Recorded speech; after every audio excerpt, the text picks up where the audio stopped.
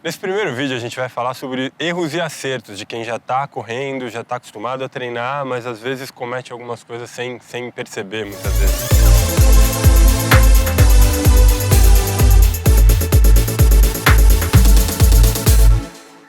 Lucas, o que você consegue pontuar pra gente nessa fase, assim, sobre erros, acertos mais comuns? Bom, primeira dica é o posicionamento dos braços. As pessoas têm dificuldade, mas é uma coisa simples. Quando você começa a andar ou correr, seu braço ele já fica alternado junto com a perna, né? Perna direita, braço esquerdo. Então é um movimento que precisa ser natural, não precisa ser forçado. Muitas pessoas às vezes têm dificuldade e você simplesmente fazendo natural, correndo, fazendo movimento, o braço ele já vai sair do lado do corpo, né? Uma coisa que precisa tomar cuidado bastante, o braço ele fica mais ou menos 90 graus flexionado, mas ele tem um movimento, não é um braço travado, não é um robozinho. Então ele precisa estar livre, o ombro precisa estar livre, o braço precisa ter um movimento. E outro ponto é a rotação, não se pode cruzar. Isso porque você vai fechar muito o tórax. Outra dica também é o posicionamento do tronco. A gente vê muitas pessoas às vezes correndo com o tronco para trás, o tronco para frente, ou muito centrado. E aí qual que é o certo? Tem uma diferençazinha aí, eu vou falar. No triatlo, as pessoas, por ter saído da bicicleta, elas correm um pouquinho mais em pé, por causa ali de uma fadiga na lombar. Porém, a corrida mesmo, ela é com o tronco levado sempre à frente. A pessoa ela desloca o centro de massa à frente, então ela faz como se estivesse caindo sempre. Então ela vai conseguir sempre estar esse movimento adiante, à frente. Um outro ponto que é bastante discutido, o que é melhor, uma cadência alta, um comprimento de passada alta, eu tenho que fazer um salto, como que é tudo isso?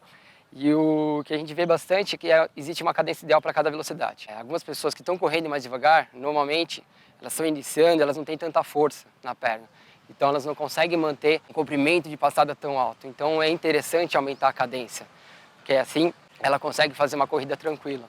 Já quando a pessoa começa a querer um desenvolvimento um pouco maior, ela precisa manter aquela cadência e aumentar o comprimento de passada, que é o comprimento de passada que vai fazer as pessoas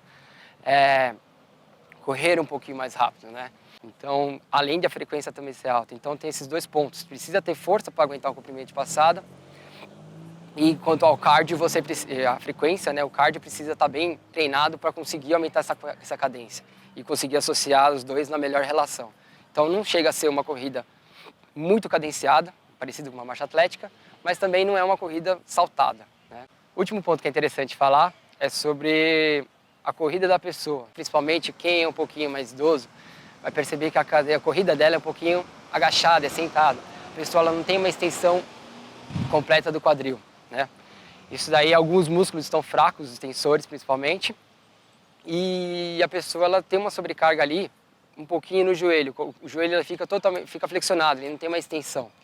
E durante a corrida é interessante, na verdade é o movimento da corrida, né, biomecanicamente. Quando ela tira o pé do chão, a perna sai do chão, existe movimento de propulsão, a perna ela está totalmente estendida, o quadril está bem estendido, a perna lá atrás.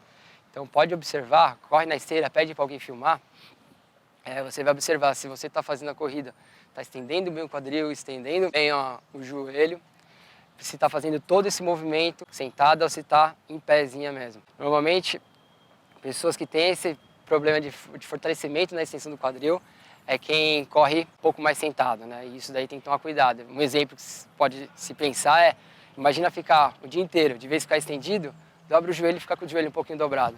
Você vai ver que já começa a aumentar uma sobrecarga ali no joelho e começa a gerar um incômodo. Na corrida a mesma coisa, imagina quantos passos você dá numa prova de 10 km. É interessante tentar conversar com o treinador, fazer umas filmagens só para observar esse ponto. Se você está conseguindo estender o quadril na corrida, o tronco está mais reto, do que está aquela corrida com o quadril lá atrás, meio agachado, que isso não é interessante.